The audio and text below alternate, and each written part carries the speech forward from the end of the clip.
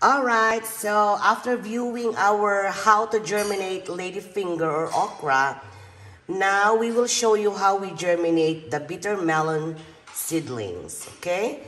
So we started germinating it last night, which is April 29th, 2022. Okay, and today is April 30th. Alright, and we'll keep you posted. Ayan, good morning! Ayan, ipakita ko lang sa inyo yung ating germinated ladyfinger or okra. And this is the germinated bitter melon or yung tinatawag nilang ampalaya or parya sa Ilocano. Ang dami yan, guys. Look. Ooh, la la la la la, beautiful.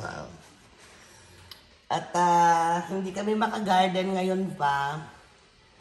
Papitik-pitik yung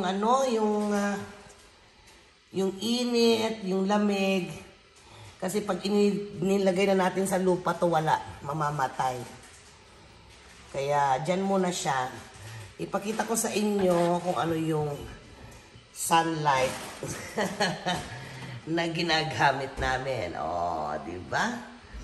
Yan, meron kami yung floor lamp yan that comes with 5 heads. So there's 10 heads of light na parang pinakailaw nila. Okay? This is how we do it here. This is how we grow our seedlings. Thank you for watching. Okay, so yan guys. Bumili na si Daddy ng yung lalagyan ng mga gine-germinate natin ng mga seedlings. Para dito na lang sila sa loob ng bahay. Kesa inilalabas, pasok, labas, pasok dahil nga sa gabi ay nuknukan pa rin dito ng lamig.